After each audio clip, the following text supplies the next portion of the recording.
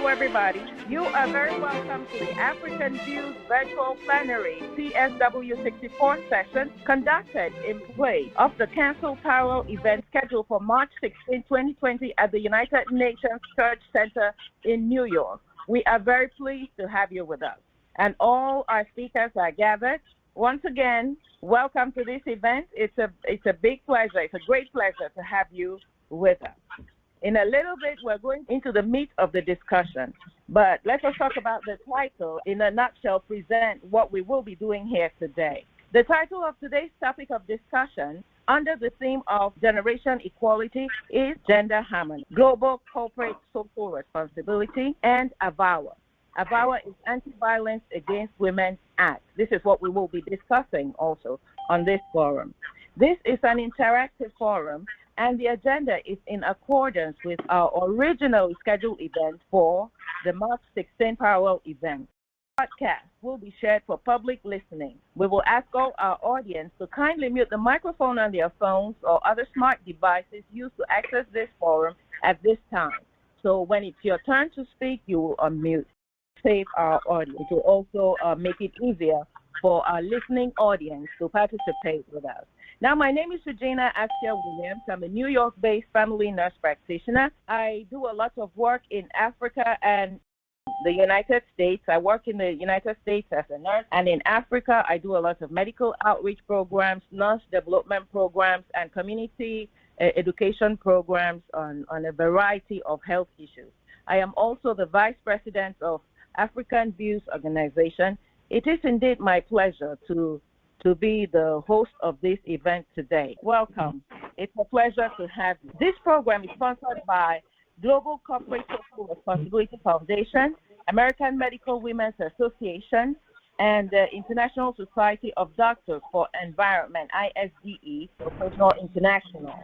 So is a physician who has been practicing medicine and public health for the past 30 years in various countries and currently works as the Global Health Director at New York Medical College of Health Science and Practice. She is also a professor at that college. Her credentials and recognition in her field is vast. We would need a day, so we will just stay here. She is a member on the board of African Views. Dr. Patmidi Murphy, we are glad to have you with us. It is indeed a pleasure. We also have as a host Ms. Terry Dale-In. She is a social entrepreneur and rights advocate who has worked extensively with for-profit and non-governmental organizations in developed and developing countries and underserved communities. She is the convener and founder of CEDAW, CEDAW, the Committee of Trinidad and Tobago. This is a non-governmental organization committed to stakeholder advocacy for the implementation of the CEDAW Convention and its mandate through collaboration, education, development, advocacy, and knowledge sharing. She is also a member of the board of African Views. Ms. Terry Dale-In, I hope you are with us. It is a pleasure to have you. We also have Beatrice DeSalle. Beatrice DeSalle is a talented multilingual translator and interpreter. She is a published journalist and author. She is also an awarded humanitarian leader and peace activist. She is well recognized as an interpreter for the United Nations and the World Economic Forum. She has worked as a personal interpreter to celebrities like Tony Robbins, His Holiness the Dalai Lama, Bill Clinton, Deepak Chopra, Franco Sarto, Gypsy King, Sheryl Crow, Roberto Medina, the founder of Rock in Rio, and many others. She is a member of the board of African Views. As you can see, we do have a powerhouse today, and really honored to have these people with us. Now, I'm going to take you through the lineup of speakers we have for you today. Our speakers include Hajia Dr. Ramatu Tijani Aliyu. She is a Nigerian politician from Kogi State, Nigeria. She is the Minister of State for Federal Capital Territories. She was born into the royal family of late Alhaji Sidi Ali Mama Bawa Allah of Budo, Kogi State. We are happy to have her with us. We also have Dr. Nandini Azad. She is an eminent advocate of gender cooperatives, microfinance, and urban-rural development issues for 4 decades, having worked with different national governments and international institutions. Now, we really need this here. We really need to throw more light on that discussion because whatever we do has to filter down to the grassroots to see how we can help empower the women and children and the young people at the grassroots, not just talk about it, be about it, and effectively work and talk. We also have Her Royal Highness Queen Giambi. Her Royal Highness is the rightful ruler and crowned the ruler of Wa Shiyoyo Mwata Bakwa Indu of Dimbelege Kasai of the ancient Luba Empire in the Democratic Republic of Congo. She is the president of the Board of African View. Can the speakers mute their microphones, please, to save our audio? Thank you. We have as one of our speakers, Mrs. Jing Zhao Cicerone. She is an accomplished business executive with 25 years of consulting experience in global business strategy, cross-cultural communication, public diplomacy, U.S.-China bi-directional investment.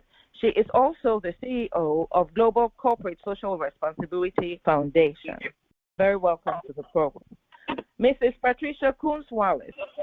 Ms. Wallace is a Global Tech Line Senior Client Manager at IBM. She is the head of Global Pre-Sales Technical Storage Systems Hardware team. She is renowned for her various technical, sales, and management roles with bottom-line results, customer insight, technical competence, motivating and inspiring people to perform, and she has been at this for over 2 decades. This is the kind of skill we need to motivate and mobilize our people. His Royal Majesty King Adedafo Adin Aderemi is the Convener General of the Council of Traditional Rulers of Africa and the Secretary of the Board of Trustees of National Council of Traditional Rulers of Nigeria. He is the 46th traditional ruler of the ancient kingdom of Ido Osun in Yoruba land of Osun State in Nigeria. He is a patron of the Council of Elders of African Views Organization. We are happy to have him with us, and we look forward to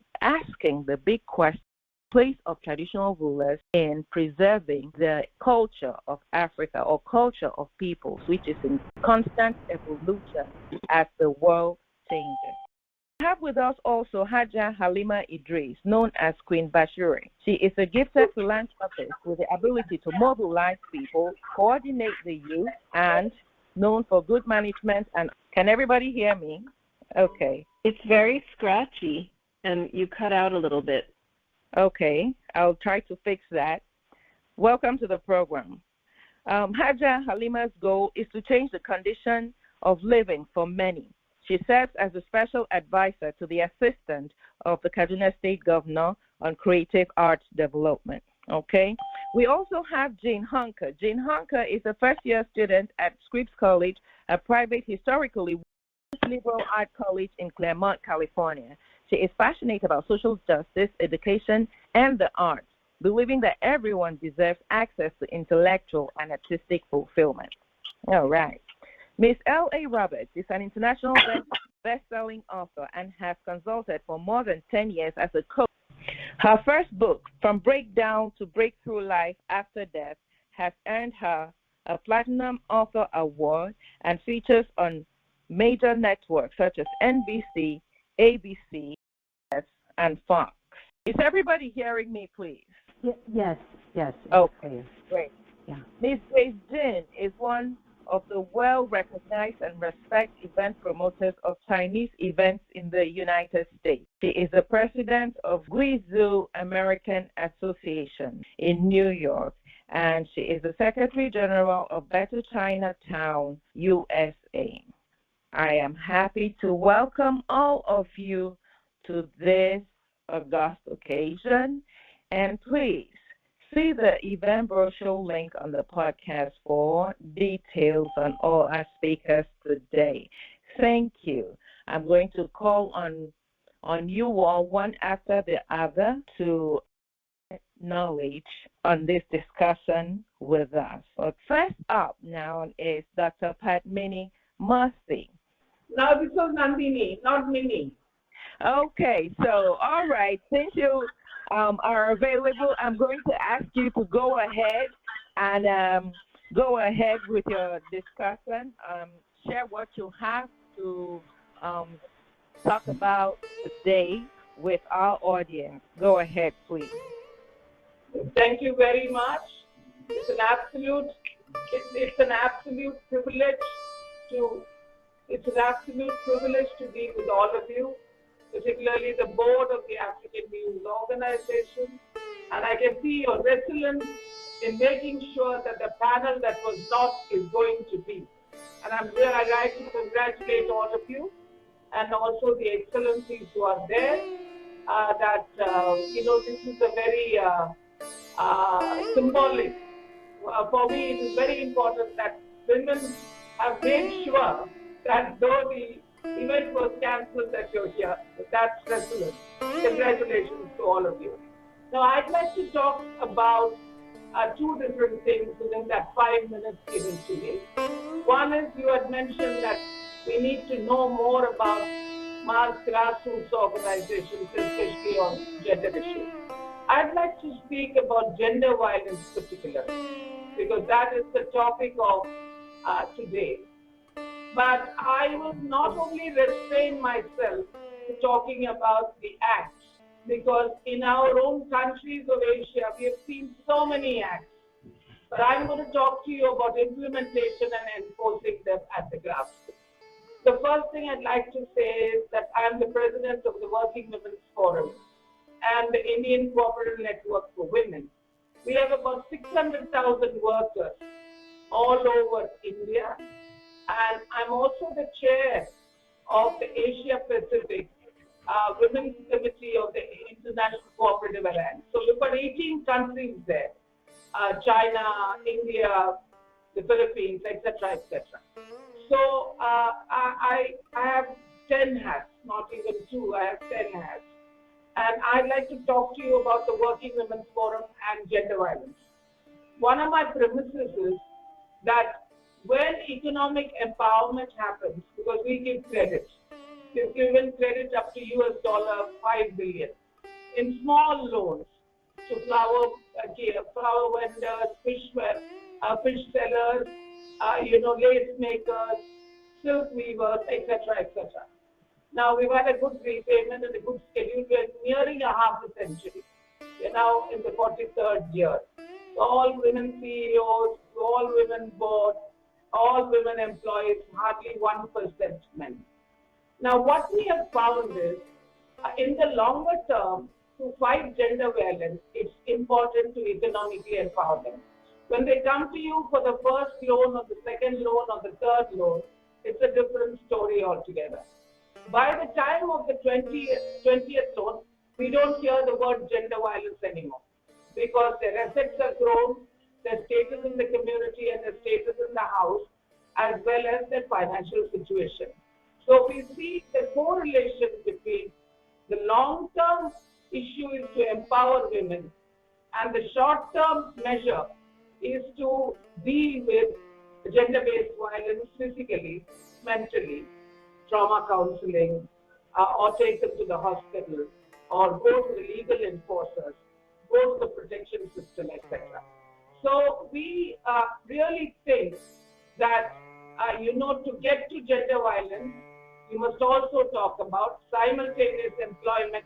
She should have a chance to leave the house and come out and live her own life. So this is a very important thing, that alternative be available. Also, organization. It is very important that she doesn't feel risky, that she doesn't feel she'll be beaten again, because there'll be a group of women who will go and defend her in the community. We are based on group-based. We have about 50,000 groups. So, if anything happens to the woman, there's a whole group that will support her in the community. Now, the second thing I'd like to speak about is youth. And you mentioned that again. One of my favorite programs, and I've given my life to it, is young men, engaging young men to combat gender-based violence. It's one of the most unusual programs we've had. And this is by engaging young boys 12 to 24 teaching them and unwinding patriarchy in their mind, really re-socializing them. This is a very exciting and successful program where they go and find out about wife beating. They have their own communities and villages, very low income. They go and find out about wife beating, about rape, about stalking, as well as dowry. We have dowry in our country. I'm sure some parts of Africa also we have, but that's not a right price, but more a dowry. As well as girl child discrimination, where the girl child is pulled out of the household. So in this case, we use street theatre. A street theatre is a lot like street mobs, where we have a lot of the issues performed in the community.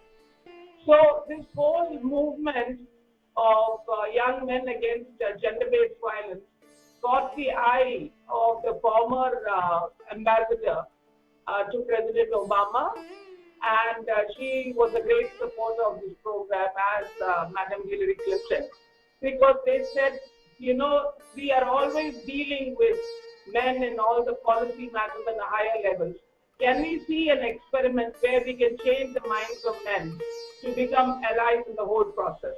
Because we are not against men, we are against patriarchy. I mean, that was what our sense was.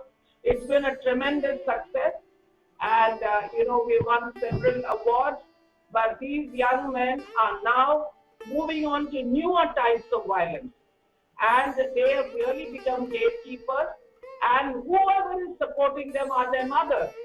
Their mothers are saying, we've had enough of the fathers, we've had enough of the older generation and patriarchy. Let us bring these boys together.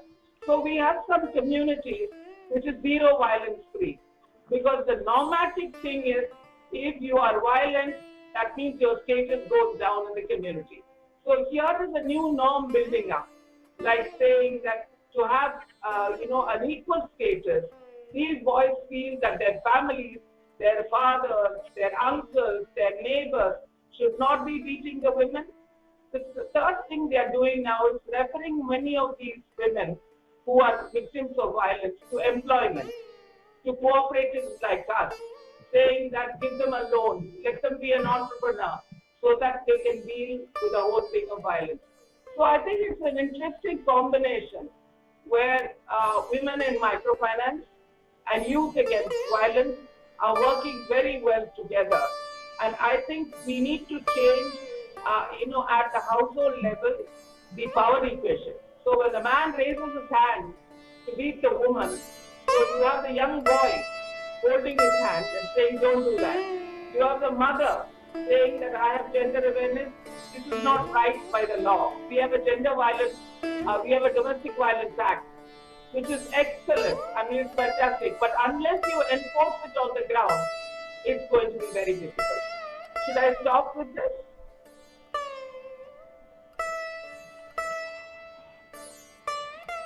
Go ahead, please. Okay. So, therefore, I think that while we are talking about AVAWA, that it is a very good thing that, such acts are there, because this is at least giving the woman a base to call upon her local government, the local district official, to say there are or the husband or the oppressor, whoever it is. But on the other hand, it is up to the community at the grassroots to really enforce this. And this is what I'm saying. Our groups, what they are doing is, the police are coming to us and asking us to help them with counseling. So here is it's not as if we are calling the police, because we are doing community policing. We don't call the police. And sometimes the policeman's wife also comes and complains to us that he is beating me. So we take, community action against a person like that. Yes. So we have gender equality platforms at the village level. This is something all over the world we can have. At the village level, you should get good men, good stakeholders, good local government, good women and youth to come together, whether it's 5 people or 15 people, have a focal point for gender equality. Wow. Thank you so much. I wish I could encourage, like an applause for that. This is very encouraging. to see that there are practical solutions towards solving the problem of violence against women through microfinance, financially empowering the woman through linking it with a demotion in status in the society. If a person raises their hand against a woman, through encouraging the mothers to train their boys better and make them more aware that domestic violence is a no-no, through grassroots policing by the community, and ensuring that gender equality platform is instituted at the village level. Thank you so very much, Dr. Azad. And I hope that all of us will implement this in our different communities. Thank you so much. But I'm always available by email. If anybody needs to know much more details, I'm willing to help on the email. And thank you very much for being so precise and capturing all that I said in a few lines. Thank you so much. Thank you. You're welcome. All right. I hope we all took something away from that, and we are looking forward to sharing it with our different platforms and communities. At this point, please permit me to welcome Dr. Minnie Murphy. Dr. Minnie Murphy, we had a little hiccup earlier and we could not get her on. I am happy to announce that she is able to join us. Dr. Minnie Murphy, I would like to hand it over to you at this point. Please take it on from here. Thank you so much. Hi, everyone. Thank you, Regina. It's always great working with you. We are like, the yin and the yang, or Tweedledum and Tweedledee. So can everybody hear me now? Yes, everybody yes, can very hear clear. you. Okay, Yeah. great. Yeah, great. So thank you so much. First of all, we have to say thank you to Wally, because he's the man behind the women. Wally, we hate to love you and love to hate you, but thank you for everything you do. So very briefly, ladies and gentlemen, first of all, thank you so much for joining the call. Nandini, that was really awesome. I'm so sorry I didn't get a chance to introduce you because this was, because of technical glitches, but we move on. So this is a collaborative intelligence. Thank you so much, Padmini, from how many miles? 10,000 miles away. Hi. Hi. So this is a collaborative global initiative, as we all know, for the advancement of women and girls.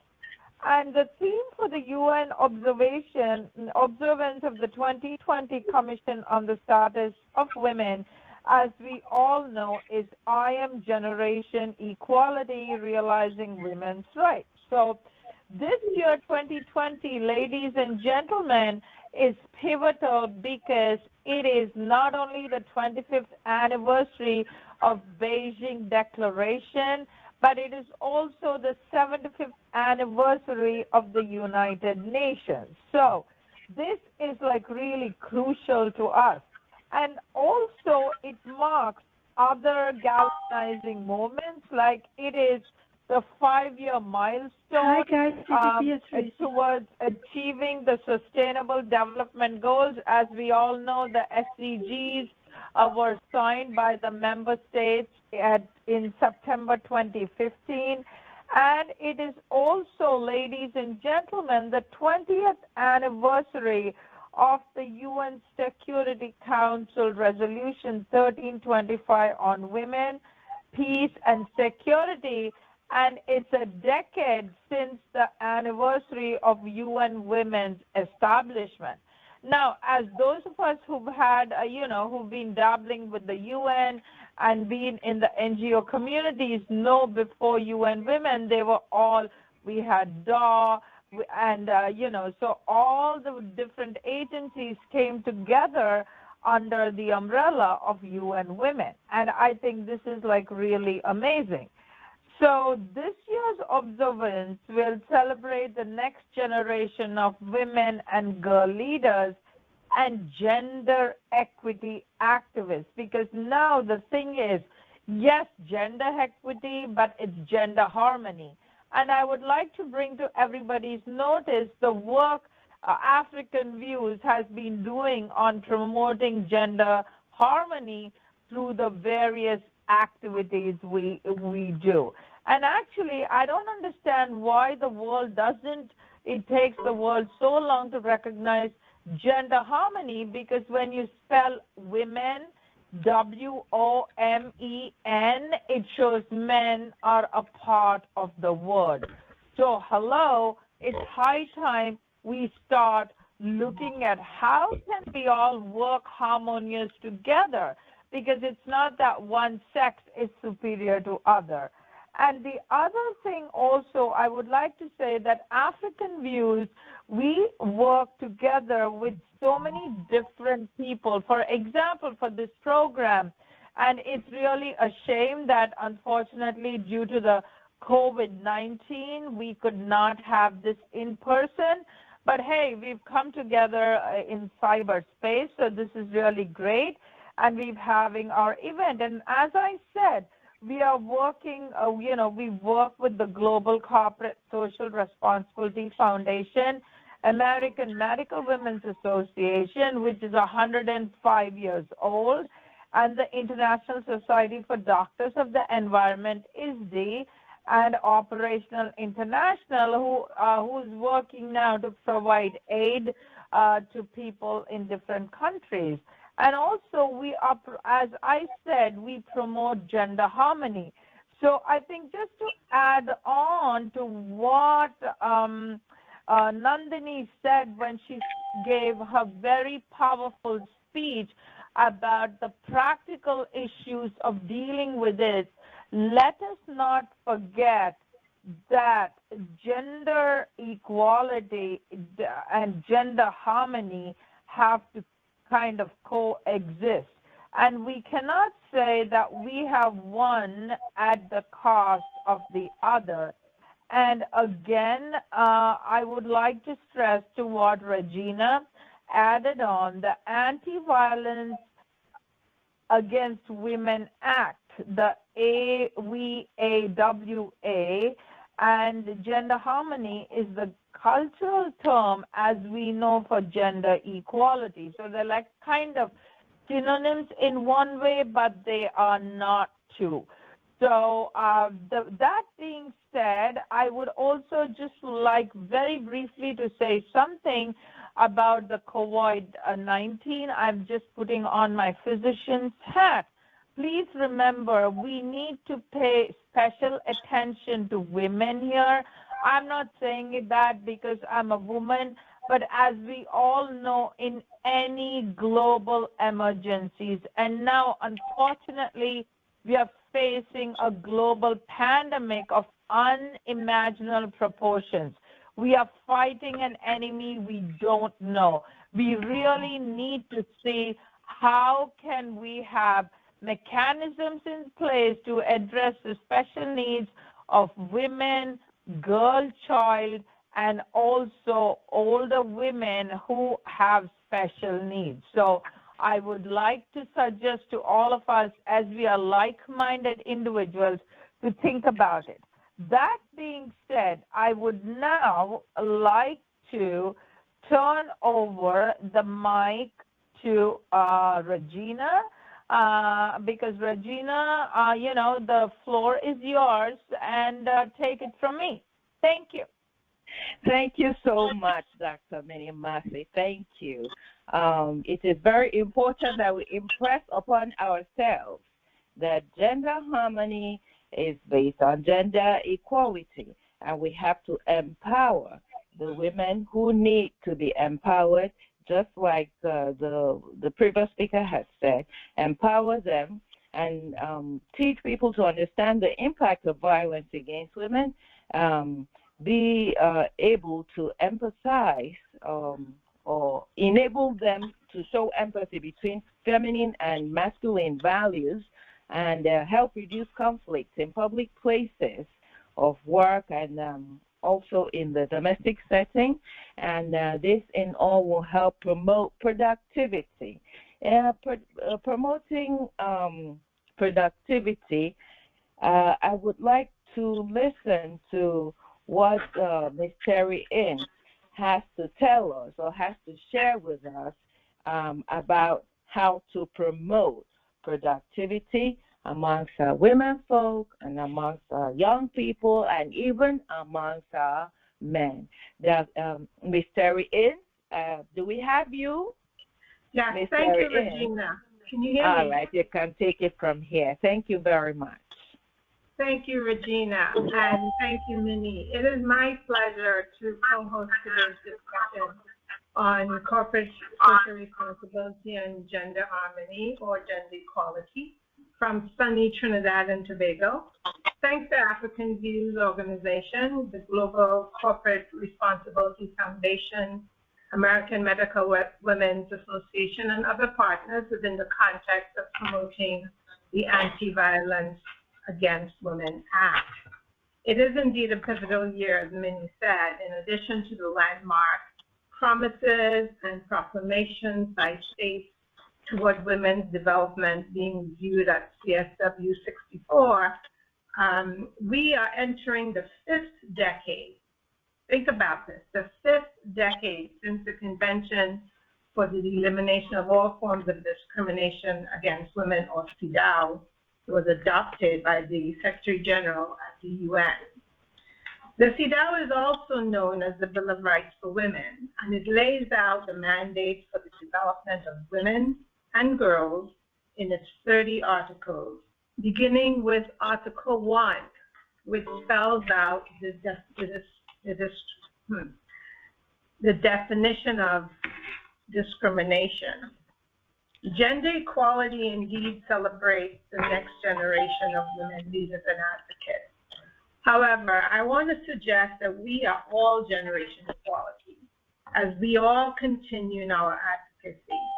Of course, because of COVID-19 outbreak and the cancellation of CSW 64 in New York, the subsequent forums which were previously planned, such as the Generation Equality Forum in Mexico City, which was scheduled for May, and the subsequent forum in Paris in July, have been indefinitely postponed. But that is not deterring us, because today we are using technology to continue the discussion and to be more inclusive. So there is good news. And the good news is that because there is still so much to be done, we have the opportunity for real intergenerational collaboration, bringing new and different, but no less relevant perspectives into the conversation and designing solutions that are more inclusive. We also have the opportunity to see our interconnectedness at work, and we're seeing it right now. So there has been progress, and it is continuing globally. The United States, as you know, is still one of only 6 UN member states that have not signed or ratified the CEDAW Convention. However, while the state is dragging its feet with ratification, many cities are implementing the mandates through a mechanism known as Cities for CEDAW, the first of which was introduced by Senator Barbara Box in San Francisco in the early 80s. Women taking the lead and moving forward. Most, if not all, of the Caribbean island nations have signed and or ratified CEDAW. Trinidad and Tobago signed and ratified the convention in 1980 and continue to make strides toward equality. However, as of 5 minutes ago, we're still working without a policy on gender development, or which we all call the gender policy, which lays the foundation while we pass legislation on child marriage, sexual offenders registry, and domestic violence. So the point I'm making here is that while we are waiting on a gender policy, progress is still being made. And it's being made by all of us.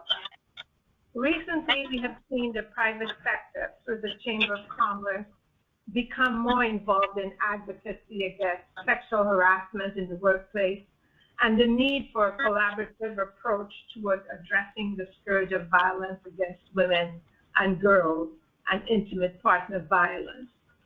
Sexual harassment in the workplace and domestic and intimate partner violence affects all of us, including a corporation's bottom line. When an employee is dealing with these issues, they cannot perform at their optimum.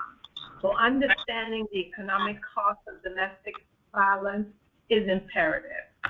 Collaborating with allies, particularly the private sector, is a giant step on this path to achieving equality. Corporate social responsibility is not a new phenomenon, but it is being revisited as an integral part of strategic plans for development, an opportunity to leverage all of the key players and their roles, such as business associations, which can share their good practices and knowledge networks, the media, which is a good source of information most times, and help shape public opinion, academia, which we can benefit from research, and of course civil society as partners and watchdogs, to name a few. So there is no more time for waiting on the state to take the lead. Though they are important for legislation and policy, we all must be the change we want. Using creative approaches through the arts and technology, behavior change will occur. And what we have unfortunately inculcated as our culture will be replaced by gender equal, gender sensitive, responsible norms. We are generation equality. Thank you. And I'll pass it now back to Regina. Thank you so very much, Ms. Innes. Thank you so much. That was so precise to the message that we are trying to share. What really jumped at me was the core of the message, removing all forms of discrimination against women with creative approaches, artistic approaches. And language and culture would be one of the ways we could use to, share our message to the women and to the groups that really need this kind of empowerment. When you speak somebody's language and they understand you, they are more receptive to your message. They are more, they feel included in whatever program you're trying to approach them with, which is why today we are very happy to have with us Beatrice DeSalis.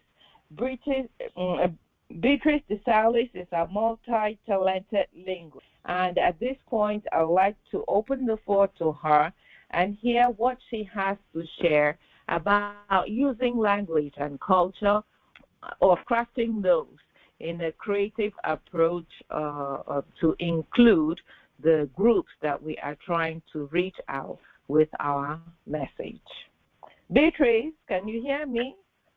Yes, I'm here. Thank you so much. Take it from here, please. Thank you so much. Very, very special things you've been sharing with us.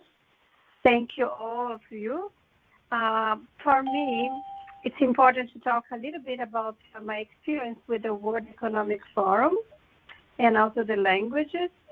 I believe that success for women is fundamentally linked to the society and economic conditions in which she lives. And a world that works better for women creates limitless possibilities for us all. So as a community, African Views has been very important, work in so many different directions towards engaging all stakeholders in shared and sustained value. I agree with that. We are all saying that business creates globally significant cultural change. It can be done, and it must be done if we are to overcome the geography of gender and all the problems now with COVID-19. I wanted to tell you that 3 African countries have the highest rate of female business ownership. Education and financial access for women doesn't equate to greater ownership, and business leaders must continue pushing for equality. Our world nowadays is full of brilliant possibilities, but they are not always open to everyone, as you well know. The opportunities for women to contribute to the global economy are intrinsically linked to where in the world they are born and reach adulthood. So long as global disparities exist in education and opportunity, As in the World Economic Forum, we have a report called Global Gender Gap. It was reaffirmed. This will always remain the case. This can hold us all back. Yet the business community can and must help tackle this divide. The geography of gender is challenging and complex. For example, highlights the significance of geography in female entrepreneurship. Unsurprisingly, it showed that higher income, advanced economies with open and vibrant markets are doing business in a highly conducive and enabling conditions to support female business owners. More surprisingly, it also revealed that there are some less wealthy developing economies that are outperforming their more developed counterparts. In terms of female business owners, as a percentage of all businesses, Uganda, Ghana, and Botswana have the highest percentage of female ownership anywhere in the world. Women accounting for 38.2%, 37.9%, and 36% respectively. So the fundamental necessity to provide an income has combined with slightly more favorable socioeconomic conditions, such as reasonable gender parity in education levels and the status of women, resulting in these less developed economies outperforming their developed peers. So if we look beyond location, the world is now more connected with organizations transcending international borders. This is an opportunity for our cultural values to cross borders, political divides and disparities in development. We must use the position to champion women. There are huge benefits. All researchers tell us that companies with gender diverse executive teams up are 21% more likely to experience above average profitability. Women also represent the most significant consumer base, responsible for more than 80% of everyday buying decisions. Having more people at the top who inherently understand their target audience can only be healthy for business. So it's time to the development of women to be prioritized within business objectives and so it becomes a measure of success. The responsibility to champion women in work not only benefits profit margins, also the development of women, institutions, and societies around the world. Where women work, economies grow. As the Sustainable Development Goals demonstrate, creating the right culture to open up possibilities for women requires direct and indirect approaches. There are 3 channels by which the World Economic Forum, under my experience, can affect change. Those are education, empowerment, and equality. Education, because women are still largely underrepresented in STEM, on board and senior roles in global forums, especially in technology. So having reached 400,000 girls in 25 countries, we are now on the way to reaching 1 million by 2025. In the developing world, over 2/3 of schools do not have access to clean water or sanitation, which is a huge barrier to education. Education is only the first step. We need to get more women into the workforce and then empower them to thrive. But our research shows that in many countries, there is a clear disconnect between education and financial access and women's ability to thrive in the businesses of their native economy. For example, Malaysia, Singapore have 82%. Bringing and keeping women in the business ecosystem can in part be achieved through accountability. Equality. Business should ask themselves 3 questions when it comes to gender equality. 1, what can we do for people? 2, what can we do for markets? And 3, what can we do for society? Thank you so much for listening to me now, and let me know if you have any questions regarding that. Thank you so very much. That was very interesting. You said when women work, communities grow. That is profound. And I would like us all to take this home and take this to heart and do whatever we can to ensure that the women in our communities and our societies do work so our communities will grow. Okay, we talked about education, empowerment, and equality. Yes, when women are educated, they are empowered to contribute positively to their society.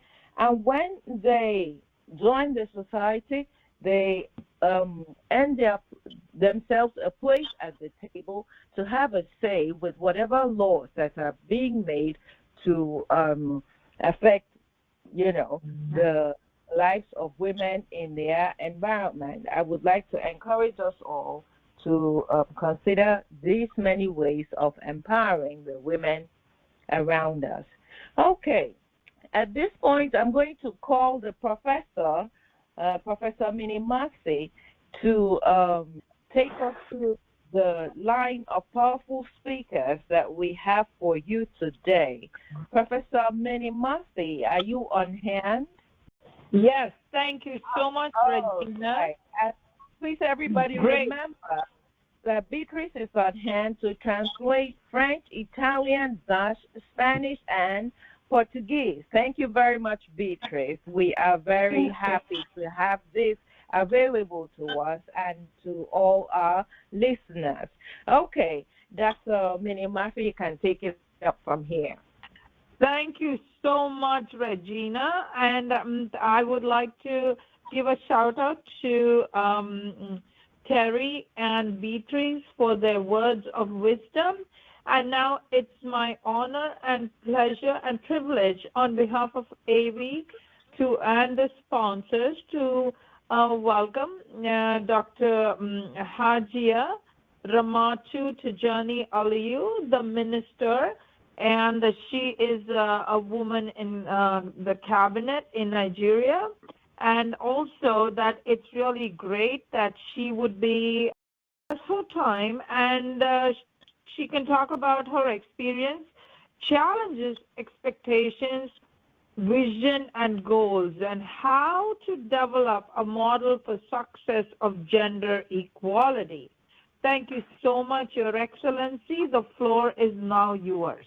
Due to the interest of time, may I suggest we go on to the next speaker and come back to the minister when she's online? Is that okay? Yes, that's okay. All right. Okay. Go ahead, please. Thank you so much.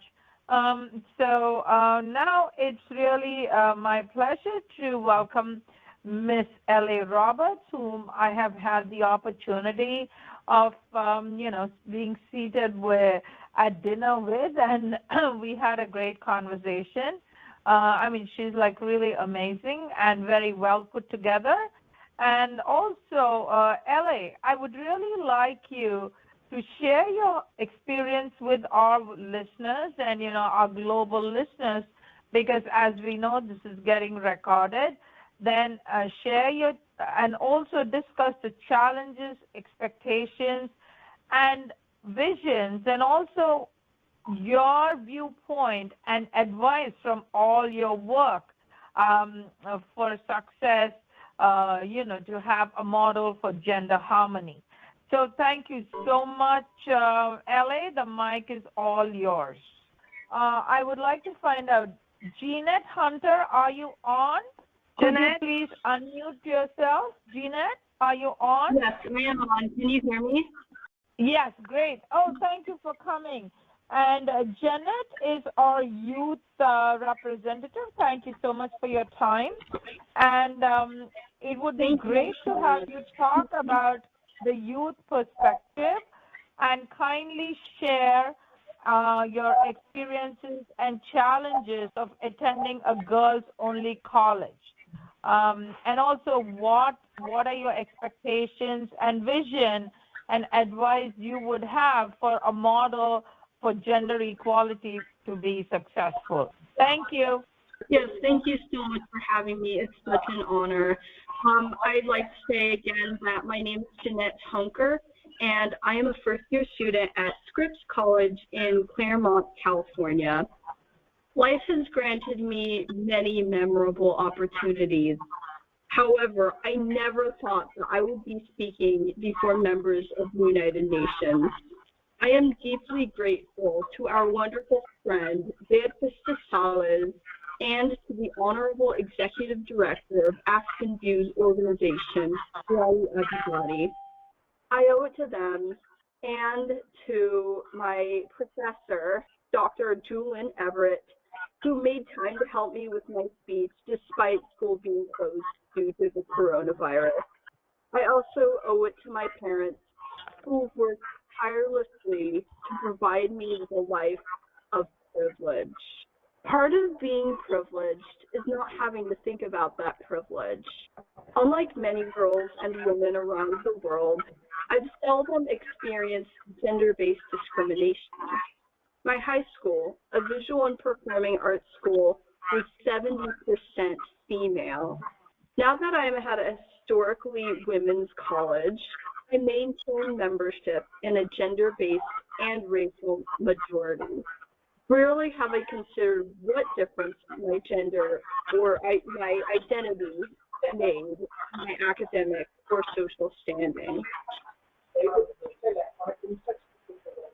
Access to higher education has been one aspect of my privilege. When applying to college, Scripps was at first not my top choice.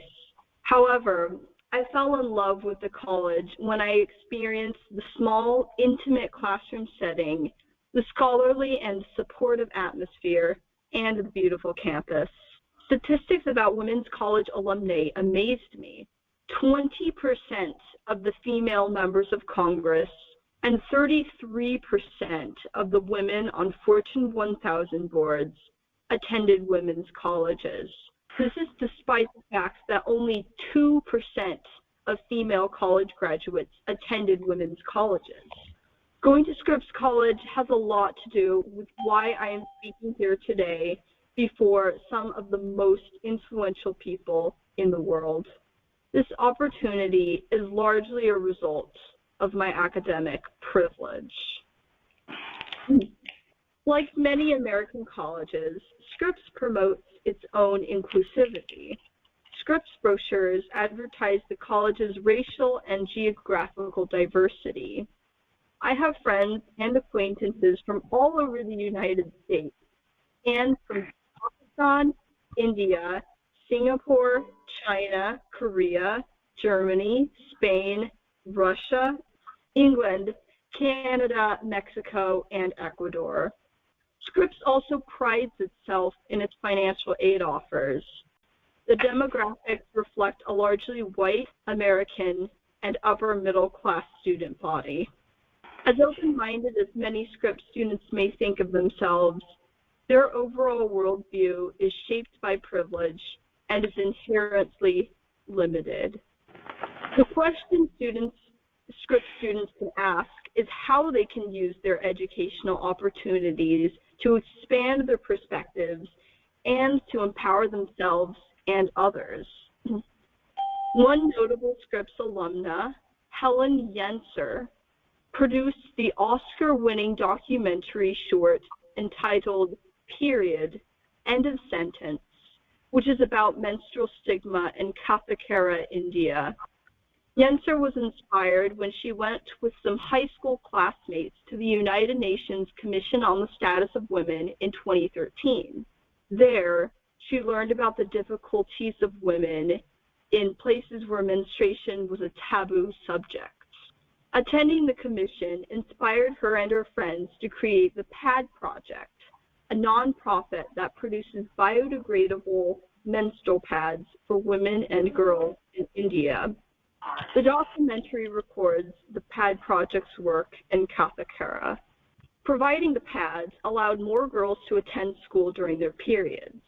It also helped the women who made the pads fund their own professional pursuits.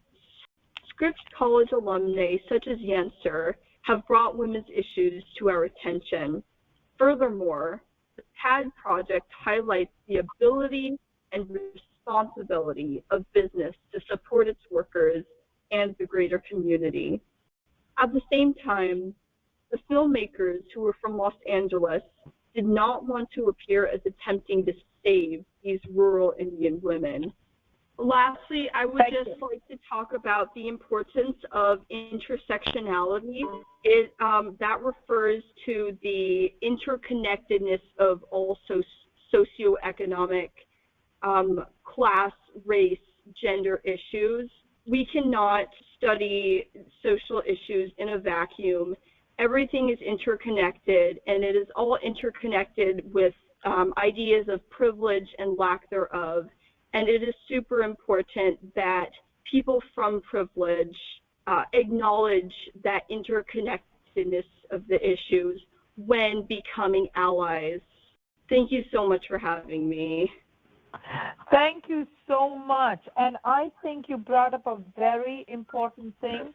And as we are waiting, I'm just, before I make my comment, I would like to request Her Excellency Queen Diambi to talk about her experience of being a woman among many kings in Africa, and that's a perfect example of gender empowerment. And she's really amazing, and I'm just going to give her a few seconds to get online. But what I want to tell you also that you know, one thing is, Janet, you brought up something about the PAD and period, and also I would like to take this chance, this opportunity to talk about the issue, because there was this young girl in Kenya who committed suicide. Recently, I was there for the ICCD 25, that's the International Conference on Population Development, and before the conference in November, this young girl committed suicide because she was shamed by her teacher for staining her dress because she didn't have a pad. So she went back home and she hung herself. So I think this is terrible when we are in 2020 and these things should not be happening. So this is like, you know, really so sad. And I think it's amazing that you shared what you're doing, because I think you'd be a perfect torch bearer and a great role model for youth. I'm so proud of you, Jeanette. So this is so nice. So again, thank you. Please stand by for questions. And as you're waiting for Queen Diambi, I would like to welcome Mrs. Jing Zhao Cesaron. You know, Zing has done a lot of work in global corporate social responsibility. She's really passionate. Okay. And Zing, can you please discuss the practices, challenges, expectations, and vision? And can you please come on now, unmute yourself and come on. Thank you. Hello. Yeah. Yeah, we can hear you. Yeah, this is Jean. Can everybody hear me? Yes, we can. Thank you, Jean. The floor is all yours. Okay, thank you very much. Good afternoon. Thank you very much. Good afternoon, Excellencies, ladies and gentlemen, colleagues, and dear friends. I would like to welcome everyone to the 64th Commission on the Status of Women, Gender Harmony, and Corporate Social Responsibility parallel event. Yeah, I'm very happy to join you at this conference. My name is Jean Zhao Cesaron, and I'm the CEO of Global CSR Foundation. With the outbreak of the COVID-19, I sincerely hope that you are all well, even though the situation affects the modality of our event, but it cannot affect our determination to move forward to achieve the gender equality and development. And thank you, Regina, Dr. Nini, Wally, Terry, Beatrice, and all the lovely speakers.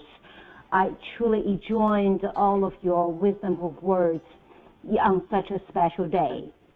Actually, some of you might know that today, March 20th, is the International Day of Happiness. Yesterday in China, in several cities like Hangzhou and Shanghai, our friends and colleagues celebrated this very special day. And this year's campaign is themed Happiness for All Together. And today, in the U.S., we are March 20th. And on this very special day, it is important to recognize happiness as a human right, as well as an approach to sustainable economic and human development. We want all children, regardless of race, creed, or circumstances, to achieve their full potential. We also want women and girls to live free from violence, slavery, and discrimination. More importantly, we want to emphasize on the crucial role that women and girls play in ensuring the sustainability of households and communities, improving livelihood and overall well-being. It is a recognition of this invaluable contribution made by women worldwide that we have titled this conference The Gender Harmony and the Corporate Social Responsibility. Our objective is to promote the gender harmony as well as making the case for corporate social responsibility as a sustainable strategy for peace and security. And I would like to thank African Views Organization for sharing the vision and partnership for the goals. We had a very successful collaboration last October in the Global CSR Summit. And also this year in March, about 2 weeks ago, on March 9th, Lo Yiping from our China office, she is the Executive Director of Global CSR Foundation Greater China Region. She came to attend the CSW 64 opening ceremony on the March 9th on behalf of our foundation and building some great connections and network with women attending the conference all over the globe. Yeah.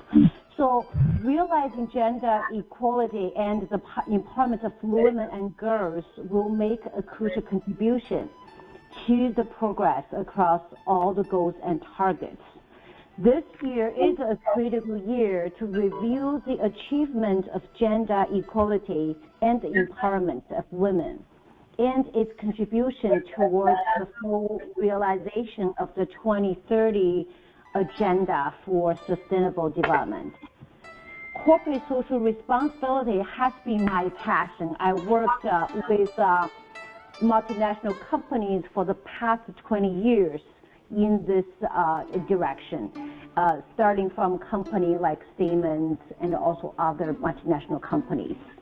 It has been recognized as a new means to achieve gender equality. So in today's socially conscious environment, employees and customers play a very major role on working for and spending their money with businesses that prioritize corporate social responsibility. So it has become an evolving business practice that incorporates sustainable development into a company's business model. Corporations across the globe that are actively engaged in sustainability efforts, they're setting good example for how to integrate the triple bottom line of people, planet, and profit. Understanding the benefits of corporate social responsibility to the corporation increase the chances of achieving the SDGs by 2030. So here today, I would like to share 2 CSR projects I'm working on with respect to the SDGs for quality education and SDG, water and sanitation. So the first one is the quality education project for early childhood education. Corporation has begun to building programs for employees with children aged 0 to 6. This has been a good practice in China. I have been involved with the CSR efforts in Chinese, big companies. So women play an incomparable role in both their families and working environments, especially during the period with their children aged 0 to 6. So they are the indispensable caregivers and educators to their children, as well as being the great contributors to the society. So as stated in the Beijing Platform for Action, a sustained and long-term commitment is essential so that women and men can work together for themselves, for their children, and for society. So the second one regarding the SDG number 6, proper water and sanitation are key elements for achieving the Sustainable Development Goals, including good health and gender equality. So water collection and finding a safe place to go are major activities of the day for millions of women. So access to safe water is critical to the health of women and their babies, and the consumption of unsafe water can be harmful. So the Global CSR Foundation, in cooperation with several other sustainable investment entities and partners, we are initiating the Water Women Water Fund, which will be launched later this year. And also, we are working with the World Women Organization to plan for the World Women Conference 2020. Yeah, so this is the two major initiatives, the early childhood education and the clean water for women globally. So last but not the least, I'm just going to read a very few lines from a poem that is dedicated to the people who are fighting against the COVID-19 virus around the world. And this is, I want to really share this very important message about throughout Chinese history, love and harmony has always been an integral part of our culture. So with love in our hearts, we can bring together the universe, join our energies. We are the light and we are the love. Our hearts are bright. We radiate the light from within, illuminating ourselves and warming others. Love is the core energy of the universe. With love in our hearts, brightness surrounds us. Along with different colors, character, and race, we share a common dream. As long as there's love in our hearts, there is no difference nor discrimination between us. Reflecting each other's light, we guide each other. By working together, we can live in harmony. To be light, to be love, you will forever walk in peace. Under the light of tranquility, forever walk in a world of beauty.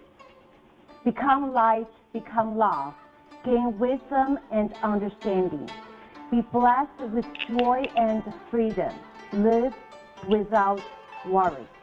Thank you all. You joined the conference and stay safe and healthy. Thank you.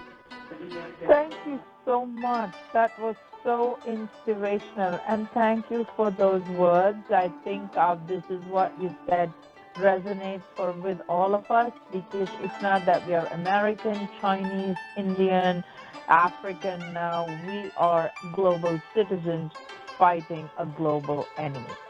Exactly. So thank you so much for your wisdom and words. And you know what? Look forward to working with you in the future. I mean, you are such an inspiration for everyone. Thank you so much. So now, can I please ask if you can, if Miss Patty Coons-Wallace is ready? I am, indeed. Oh, great. Thank you so much.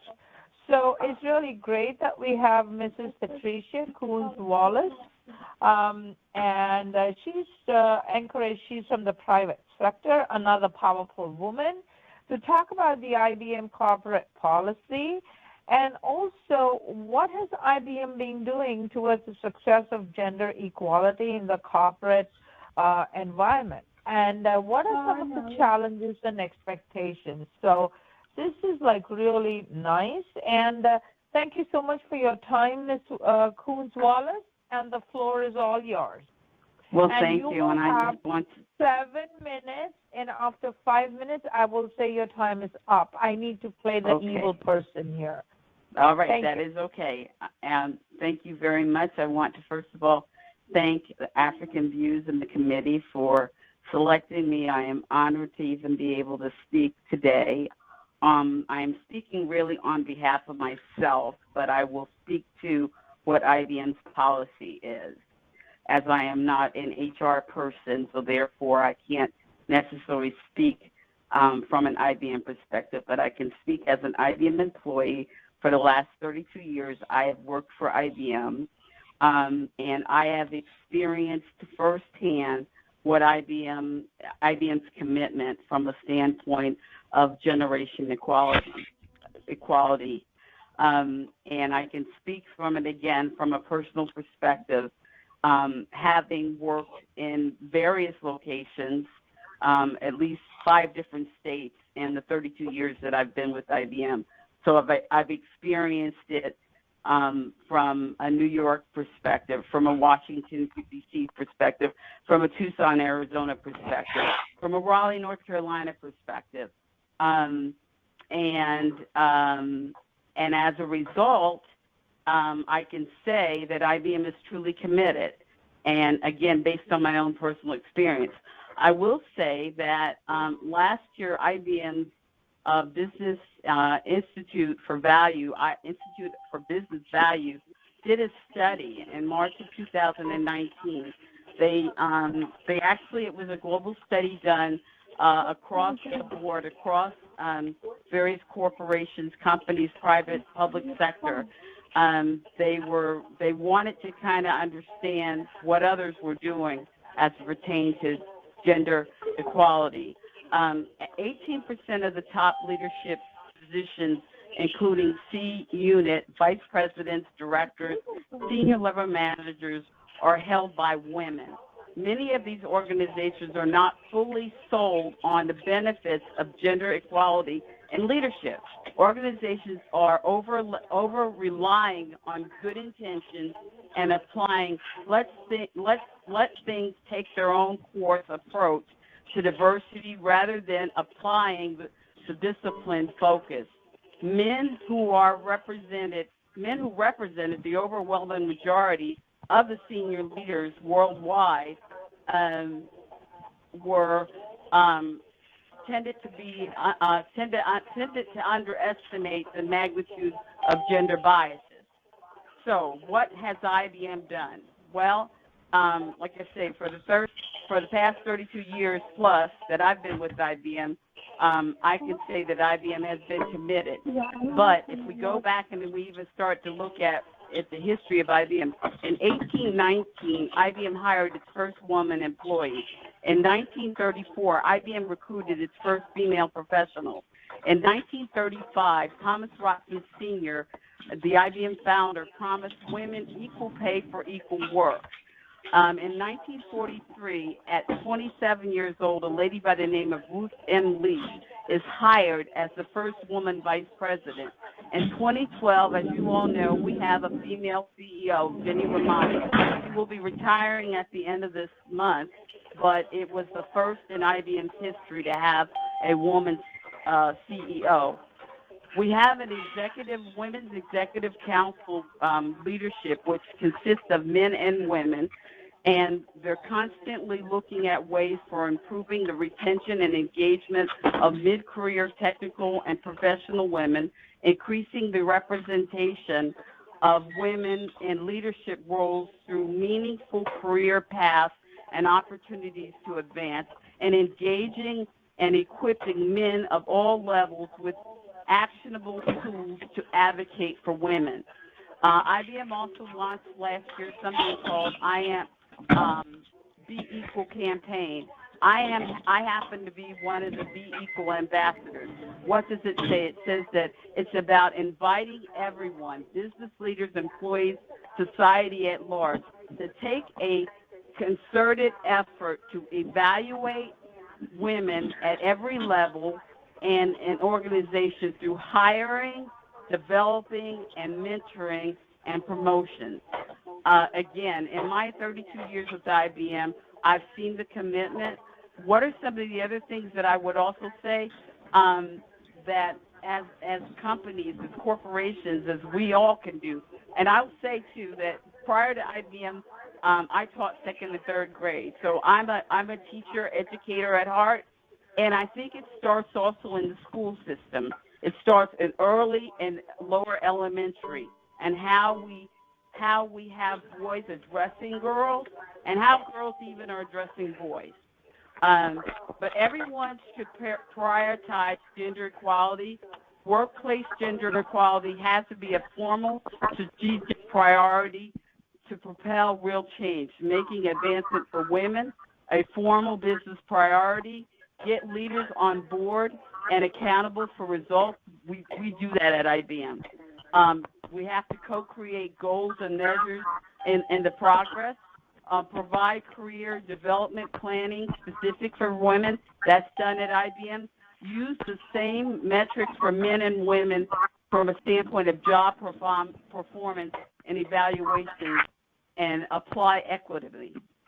Embrace initiatives and policies to advocate unconscious gender biases and create a culture that embraces women leadership styles, and provide men and women with equal career opportunities, and then foster a culture of inclusion, formal sponsorship, sanctioned flexible hours so that everyone can benefit, and expect men to focus on their families too. And that's all that I wanted to say. Any questions for me? Patty, I think you were amazing. I mean, it was so awesome to listen to you. And what a nice compliment to our previous speakers. So thank you for your time. And may I request you to be on standby, because I'm sure there are a lot of Q&A, and we are so excited to listen to you. And, go girls. We need more women like you. Well, thank you. And I failed to say thank you, Terry, for also the invite. Terry and I were colleagues back many years ago in the Washington, D.C. branch office with IBM. Thank you, Terry. Oh, great. Thanks, Terry. So another mover and shaker got another mover and shaker. So more power to women. It's okay, Wally. We're not leaving you out, but it's just that we are powerful, and it's sooner you realize that, the better, and I think you did. So I would like to continue. We all have to have a bit of humor because we're all fighting an unknown enemy. And those of us who live in New York, the governor has just announced, all non-essential people, a lockdown from tomorrow should not be, stepping out on all non-essential services. So, again, I would just like to kindly remind all of you to be on mute because there's some extraneous noises. If you're not speaking, may I kindly request you to mute your microphone? Thank you so much. And also, I would like to find out if Queen Diambi is on. Queen Diambi? And also if King Adidapo is on. Okay, so maybe we'll get back to them later.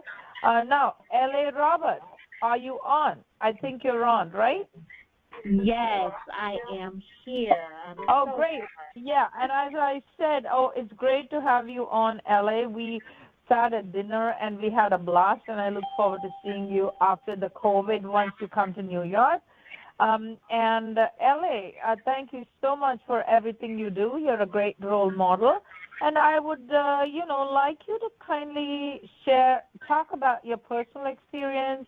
What are the challenges faced, expectations, and what is your advice in general for, a successful gender harmony model? And also, you have about 5 minutes to speak, and I'll just give you a warning after 4 minutes. Thank you so much for your time, and the floor is all yours. Thank you. You are very welcome. It is definitely an honor to be able to speak on these topics. And when I was listening to the rest of the speakers, I thought about something concerning a woman.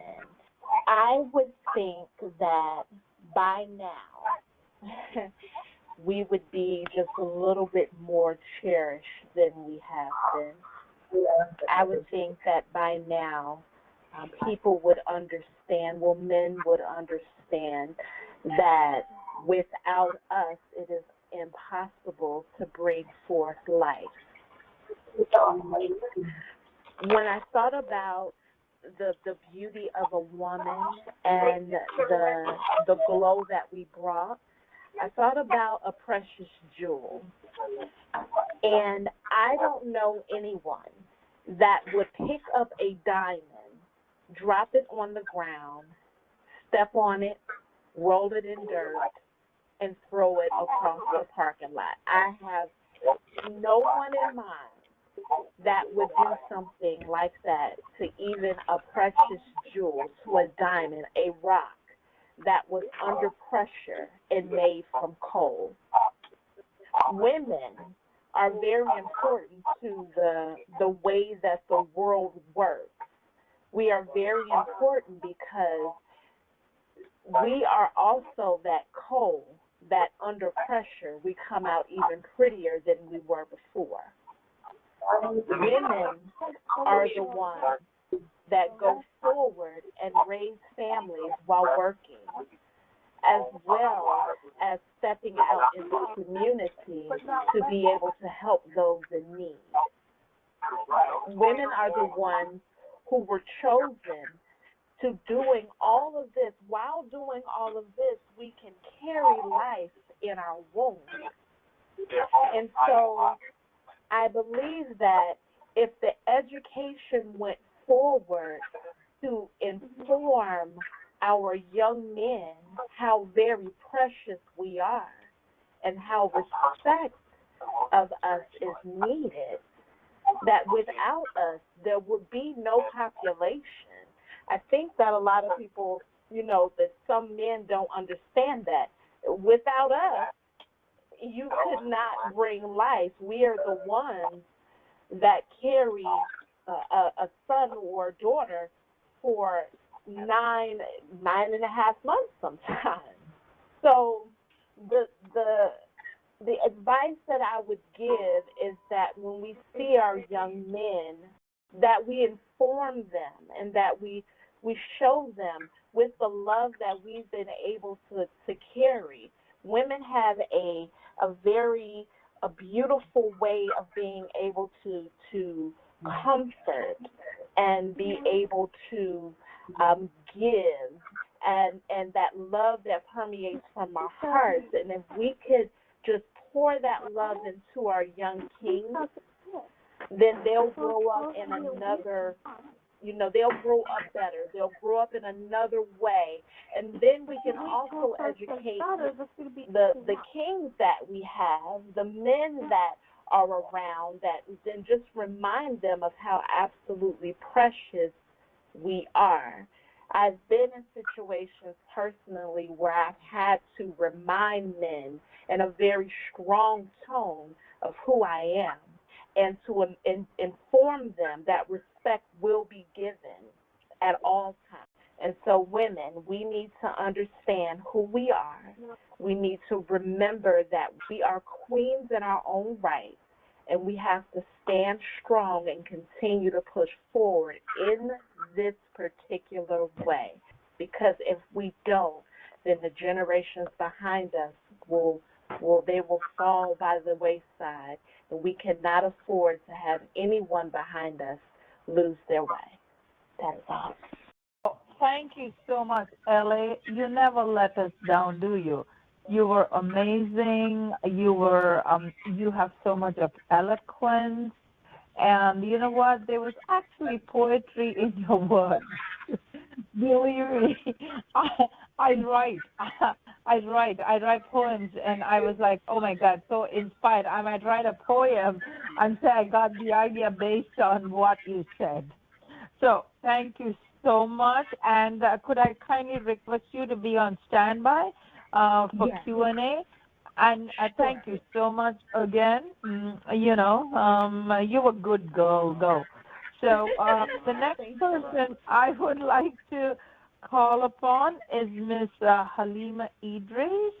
And thank you so much, Miss Idris.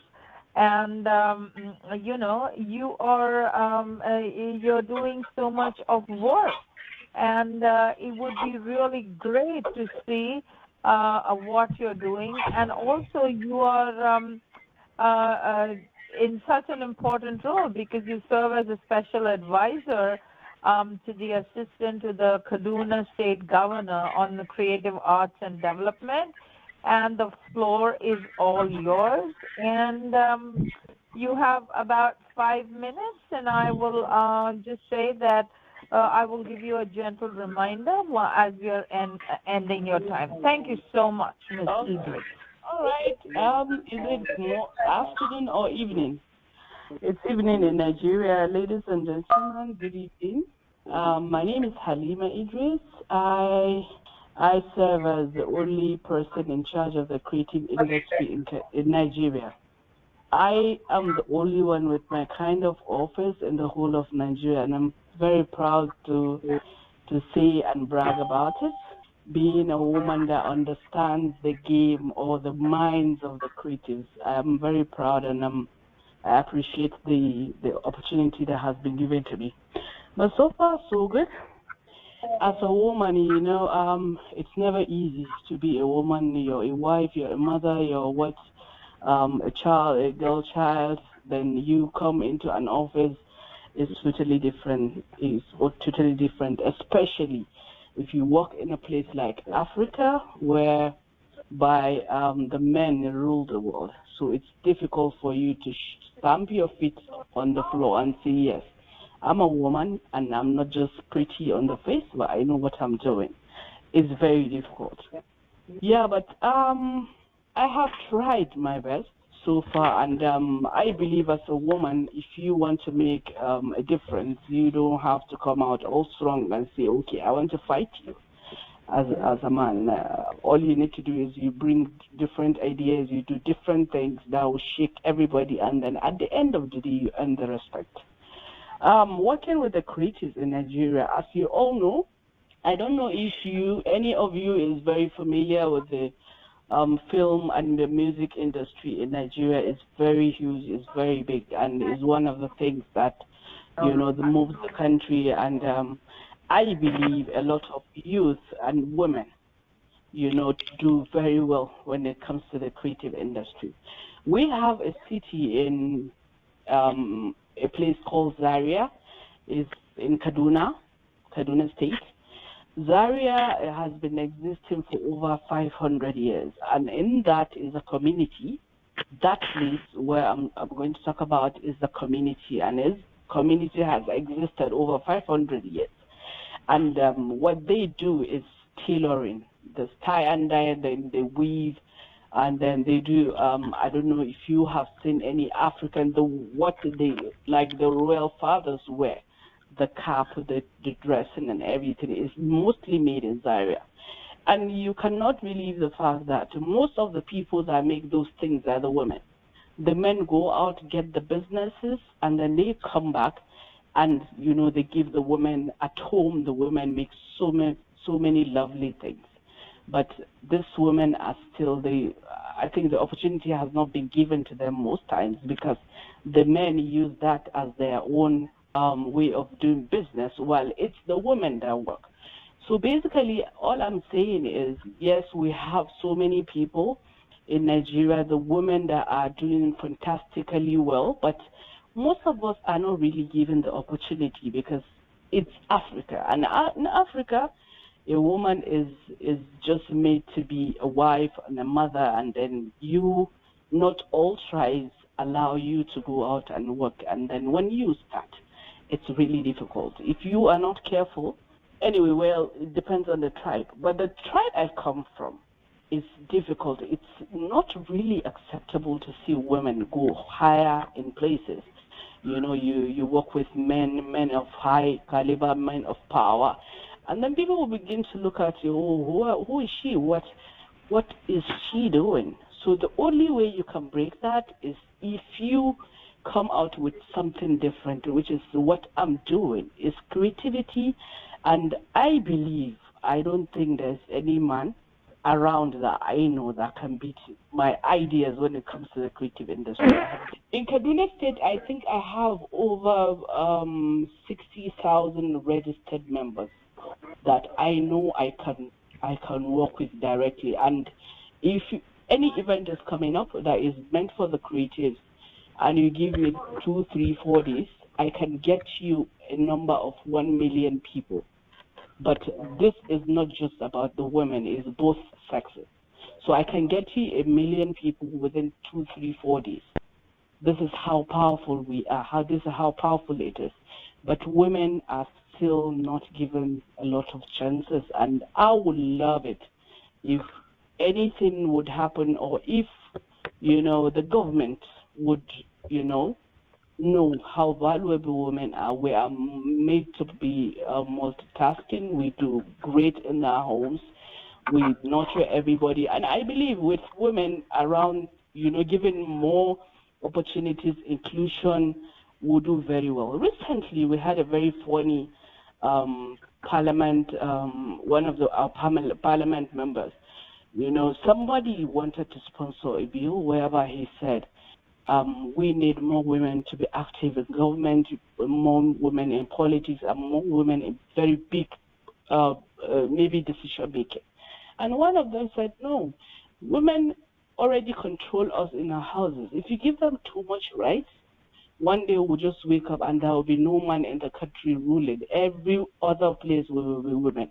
People laughed about it, but I don't think it's funny. I think we should be considered more, because we have fresh ideas we can do and do at any point in time. Once again, thank you very much for the opportunity. I'm Halima, and I'll wait for any questions from anyone. Thank you very much.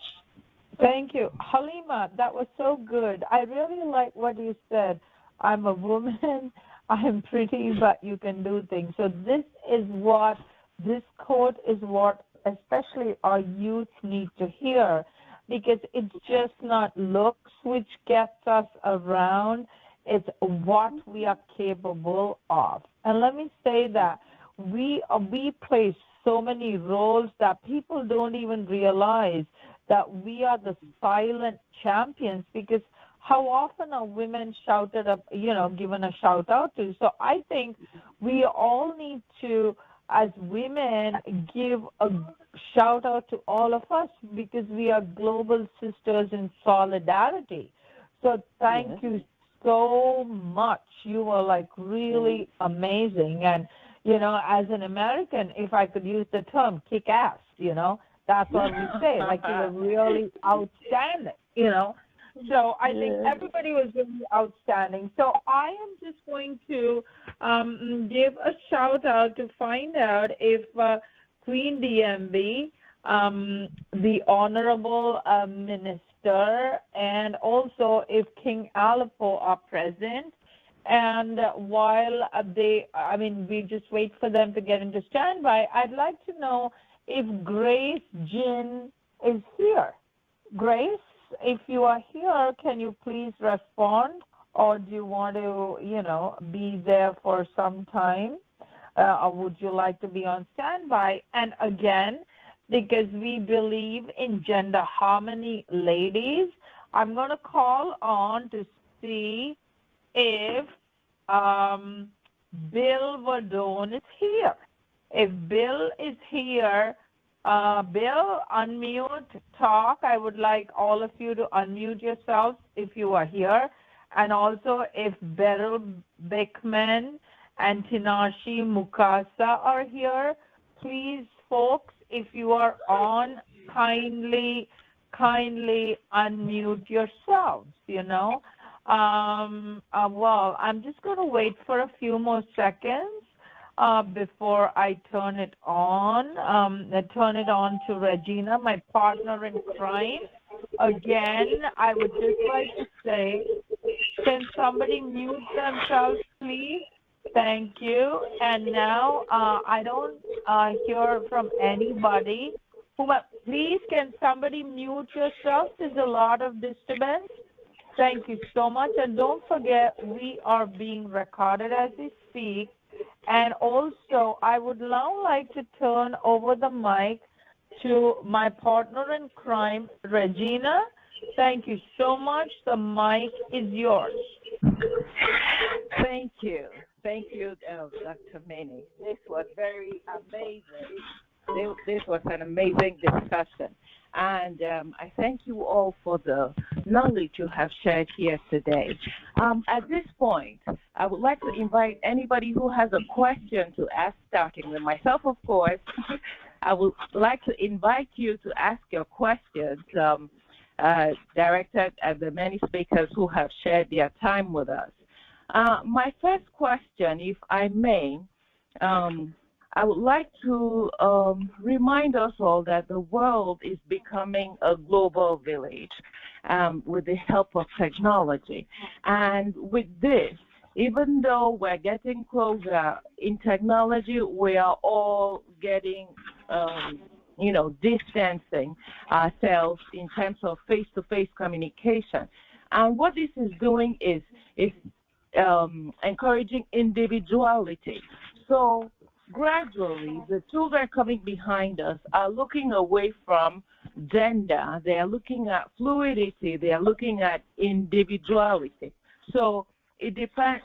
So now consideration is more on what skills you bring to the table. In consideration of that, many questions arise. When we consider individuality and skills we're bringing to the table, we still have to consider that a greater percentage of the girl child in Africa or women around the world are not even in this equation yet. So our work in empowering them is very, very important. My question will go to the speaker from IBM. Is IBM considering, like, opening up libraries? There's so much noise. Can somebody mute their mic? There's so much background noise. Is IBM considering opening up internet libraries in different regions in Africa to encourage? We're having a lot of noise, please. Can somebody mute their mics? Thank you. Do I have the speaker from IBM with us? You do. I am. Yes, I am on. Yes, thank you. Would IBM consider opening internet libraries in Africa to empower the rural women and girl children in those areas? And how about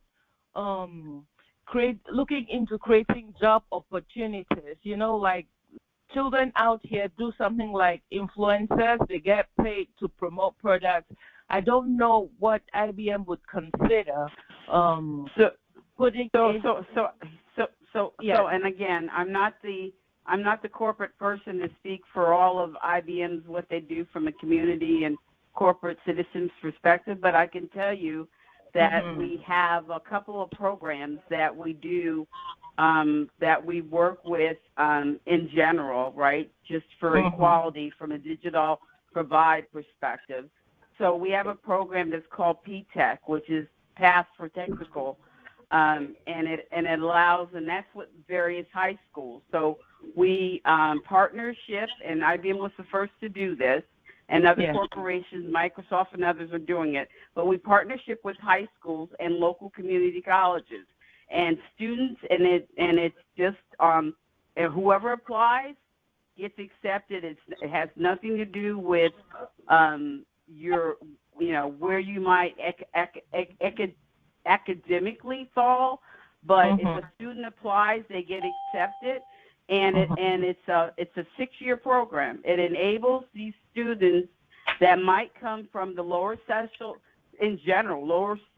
economical scale that may not have access to necessarily technology or may not even have had the ability to go to college after high school, but they literally are taking classes in high school that are community college 2-year college kind of classes, and working with, and I'm a mentor. I'm mentoring now probably my 3rd student in the Newburgh, New York area.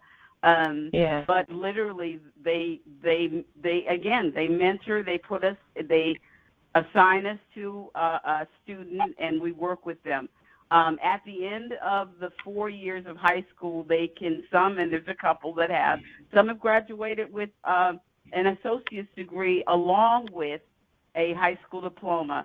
And IBM offers those students internships.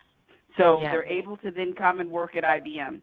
And we're doing it across, I know in Nigeria, I can't speak to some of the other countries, but I know that it's being done in Nigeria with IBM.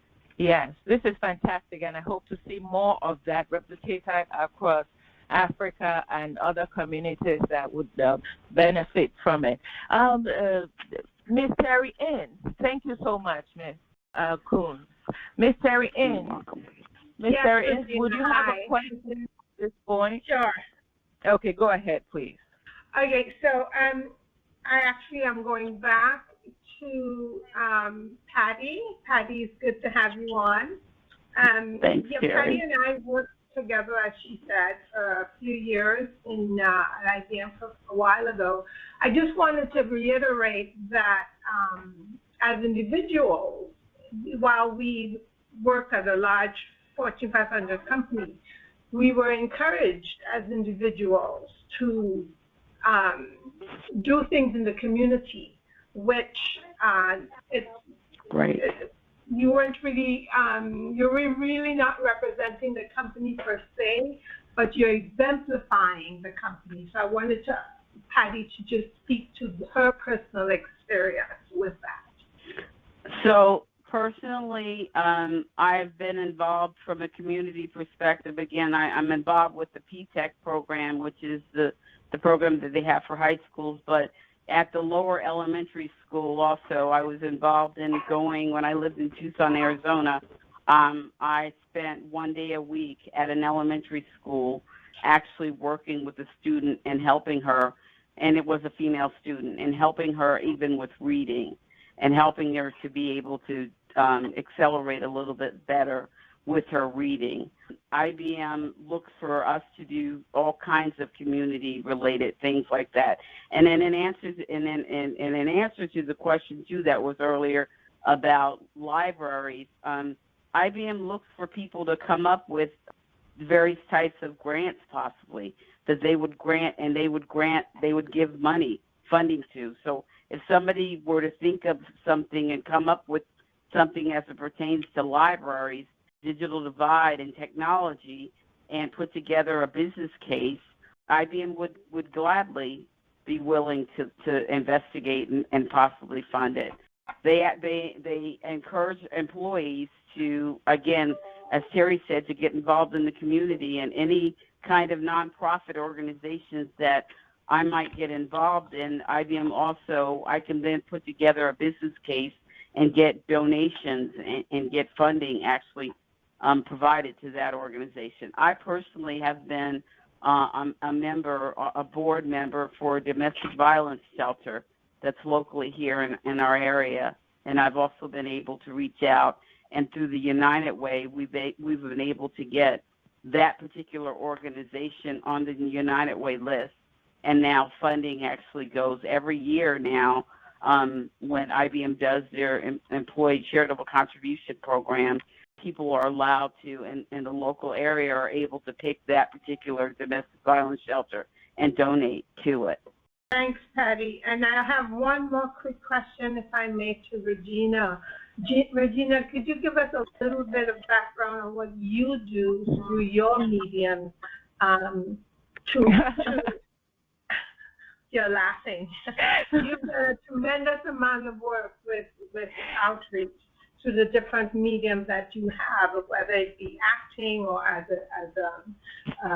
a host or a radio program, etc. So if you can give us just succinctly the kinds of things that you have done and how you see corporate responsibility and gender equality coming together through the mediums that you have. Thank you so much for the opportunity. All right. I was actually going to put Halima on the hot seat and ask her that question. Anyway, I do a lot of community outreach programs through the various media that is available to us. I believe that knowledge is power. If you do not know, you cannot help yourself. Not aware, you're not going to be a contributing member of your society. Now, I teach about health and nutrition, and I teach about recognizing, signs and symptoms that would tell you if anything is going on that's not right with you, and teach you what to ask your doctor on your next doctor's visit. Because it's important that we all have a basic snapshot of where we stand in the health, poll. Are we healthy? Are we not? Do we know our blood pressure? Our weight? Do we know the things to do to put us in sound health as of this minute, right? So as mothers, sisters, and caretakers, which a lot of women are, this is very important information for them to know. People often say the woman's place is in the kitchen. What is she doing in the kitchen? She is holding everybody's lives in their hands, as simple as that sounds, because we are as healthy as what we eat, and we need to know what to feed our families, our children, to put them in great health so that they bring the best of whoever they are or whatever talents they have to bear, right? So I am passionate about that. Now, in creating opportunities for women, I do outreach programs to train nurses, to train women in what they can do to add to their lives, earn some money. If you have some skills, some marketable skills, you'll be able to go out there, use it, and earn yourself some income. And from what a lot of the speakers have said, if you're economically empowered, you are well on your way to being emancipated on so many fronts. Now, I hope I have answered your question, Terry, as best yes, as you have. Thank you. Few minutes. Yes, but I would like to call on Halima. Right, I'd like to call on Halima. I'm here. Okay, and talk about empowering the women in Nigeria, as you have been doing, and how the culture mitigates your ability to do that. Before I hand over to you, I would like to give a shout out to all the nurses and healthcare workers that are taking care of COVID-19 patients. Every day I go to work to take care of these patients, see the fear, the anxiety, and I thank God for His grace, to give us the ability to be able to do this work. Because if we were to run away from this, there will be nobody to offer health care to the COVID-19 patients. If you're ill, do know that you could get better. We're trying our best to help you get better. If you are not ill, please take up all the advice that we have been giving out in terms of, washing your hands, using alcohol, sanitizers, keeping clean, coughing into your elbow, covering your mouth, using a mask if you're ill, staying home so that you do not transmit the infection, because some of us are silent carriers. So please, all the advice we have been giving out, and say a prayer for those of us taking care of the patients in the hospitals. Thank you very much. Halima, I'm on to you. Yes, I would like to ask you how you have been able to navigate the cultural hiccups in Nigeria that seem to put the girl child at the back bench. How have you been able to rise above that? Culture and religion in Kaduna, especially, So, my name is Regina Asker. I was a one-time Nollywood player in Nigeria. So, take it. Oh, yeah. All right. Can I talk now? Is it fine? Yes, go ahead. I do a lot of talking. Okay, so what we have done so far so good. I have advised most of the women because we have some intervention funds for the creative industry, which is about 1.6 billion. I don't know how to calculate that, but it's a huge amount of money. It's basically around 700, maybe 7 or 8 million. I can't $1 million. I can't really put them in dollars, but it's a huge amount of money. So what I have advised so far the women is to form cooperatives. You know, because sometimes when you come alone, government don't take you seriously. So, but if you come as an association, especially the existing associations that the government can trust, associations that have done so much, and the government can just say, okay, we have such funds for you, you can come tap on them. So we have advised the women most times to just put themselves into cooperatives. If you are not registered, you register. Then the government should look at what you are doing, like what I spoke about the tailors, which fall under the fashion industry, of course. We have the funds there for them. You can tap into it. And the Kaduna State government, in particular, has put aside some funds that is meant to be like collateral for the people, because the interest rate is a bit high, but the way the government can do it is to reduce the interest rate, to reduce the collateral, the funds they are supposed to keep before they can get the money. And yes, you can come in as a cooperative, get some funds, because some of them need nothing more than $200, $300 to kickstart their businesses. So I have a upcoming program now that is meant to bring these people together. Yeah. And because I know some of them, most of them, they don't have offices to operate, and this is what the government is trying to do. They have mapped out a place whereby those people can have offices, different associations and cooperatives can operate where they are. Thank you so much. Thank you. Now, this ties directly in line. Can I make an intervention to support her answer? Yes, go ahead. I'm the elected chair of the Asia Pacific Cooperative, International Cooperative Union for Women. Yes. So, yes. You see, I think she made a very important point. Yes, she did. Yes. And when women also, because I've been in the business for 40 years, so, cooperative. So, therefore, I think that the best way, like ours is a cooperative of 600,000 workers. Now, we are 14 different cooperatives, silk weavers, stick workers. What we do is that, what she said, the link between the informal, that is the informal group that becomes a cooperative and has a government regulatory system. Now, this government regulatory system helps you with finance, low interest credit. We actually have given $5 billion US dollars and very small loans, $200 US dollars, etc.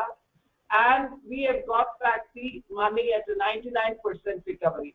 Now, from the government, many of the silk weavers cooperatives get their yarn, get their looms, get that. So, very poor women who are not enabled to access any opportunity. Yeah. And, there are structural problems because there's poverty there.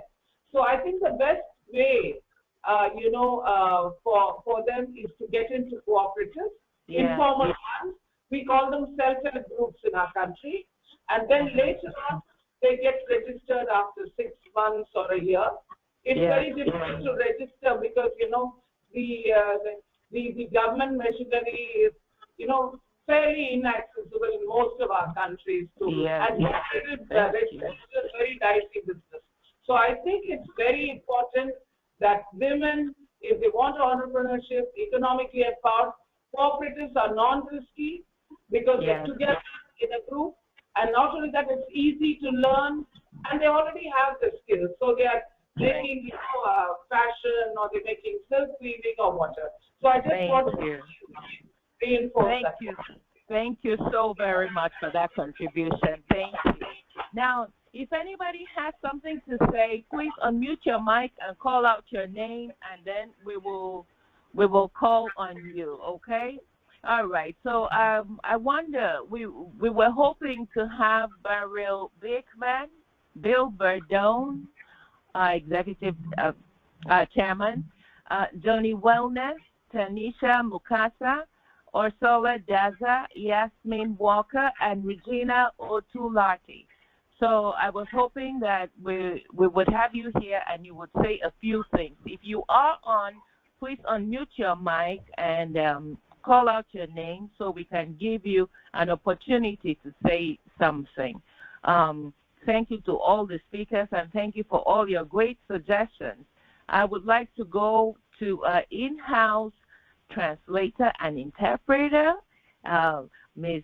Beatrice DeSalis. I think she has a question. Go ahead, Beatrice. Okay. If anybody else has a comment or suggestion, we would gladly give you a chance to say something. Yes, hi. My name is I posted on the chat. I do have a question. Yes, ma'am. My name is Kim Poole. Is it okay if I continue? Yes, please. Go ahead. Sorry about that. No problem. First, I just want to say thank you, asking you for convening this. I know that our events were canceled. My organization was also scheduled for a parallel event, and I'm glad to see that your movement and your advocacy efforts are going forward in spite of the coronavirus and any other stumbling block in our way. My question is actually for the young lady. She was a college student. She was one of your first presenters, and I'm not sure if she's still with us. Is she still with us? Hi, yes. Yes, she is. Yes. Great. First, I just want to thank you. It's very important that we engage the next generation. I'm 34, and I remember when I was the young girl at the table, and now I look behind me and I see an entire, it's just overwhelming how many young women are interested in human rights and international development equity for women. And so my question is in reference to your speech. You spoke of your privilege. And so I had a question about, based on your education, what is privilege and how important is culture in your understanding of your privilege in the interaction during the intersectionality that you said is so necessary for gender equality? And last but not least, are you willing to give up your perceived privilege if it depended on resource distribution? Hi, yes. Thank you so much for asking those questions. Those are great questions.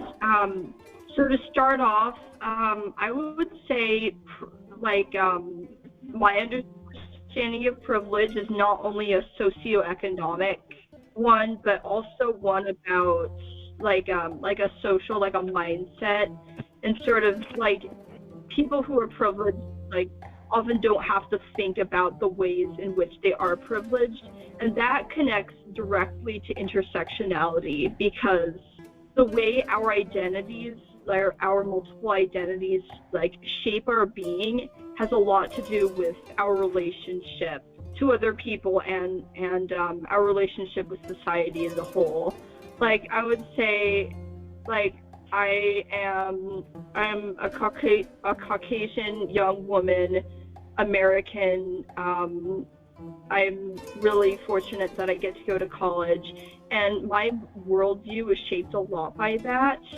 And I also it's limited in that way. And I hope that my education can help expand my worldview and help me be an ally, not a savior, not trying to trying to patronize other people, but just be supportive, be an ally to those people. You were saying something at the end of your statement. Could you repeat that? Yes. So there are many ways in which my identity has come from privilege, and how I believe that in order to be an ally, people from privilege need to acknowledge the intersection of their identities which shape their privilege, and use that to be an ally, to be supportive, not patronizing the people they try to help. Especially, and share the knowledge they have garnered through what their privilege has brought to them. Thank you so very much for your answer. If we do not have any other question, I would like to, we do? Do we have another question? Yes, Halima. No, yeah, it's Halima. Okay, Halima, go on. I just want to thank everybody for being here and listening to me, but I have to go. It's 7 here, and I have to go and attend my family affairs. And your group of women and girls that you're empowering. Thank you so very much for taking time. Thank you very much. Also, Joni Wellness, are you with us? You want to say a few things before we wrap up? All right. I hope everybody can still hear me. This was a very eye-opening session. In this session, we got to learn a lot about how we can contribute to our different societies, how the corporate sector can influence, the grassroots, how different cooperatives can, how women can form themselves into different cooperatives and empower each other and align with what is provided by the government, use that to financially empower the women by supporting their businesses and all. We also learned how we can share knowledge with the women in our community. We were able to see how our speakers and our members have been able to encourage leadership, encourage corporate empowerment, and encourage our women in all the different fronts they have found themselves in. We want to thank all of you for taking time out of your busy schedules to join us today. Unfortunately, some of our speakers were not able to show, but we thank you. For those of us that were able to come out and share knowledge, we thank you. We look forward to having more of these tete-a-tete discussions as often as we can, because what they do is teach us, enlighten us, and help us learn from each other. Okay? I don't think I have Dr. everybody. Ladies and gentlemen, at the end of this plenary discussion, you can find a link to this podcast on a Facebook page. Find African Views on Facebook, and then there will be a link to the podcast, okay? Our website is www.africanviews.org, okay? And our objective, as usual, is to provide gender literacy, advocacy, and inspire consensus and leadership roles in improving gender harmony and promoting gender equality everywhere in the world, okay? Thank you, Dr. Minnie Marcy. Thank you. Thank you, everybody, and thank you, Wally. Thank you, Regina, Terry, Beatrice, and all our speakers. Thank you. Stay safe, people. Bye-bye. Bye-bye. Thank you. Stay safe.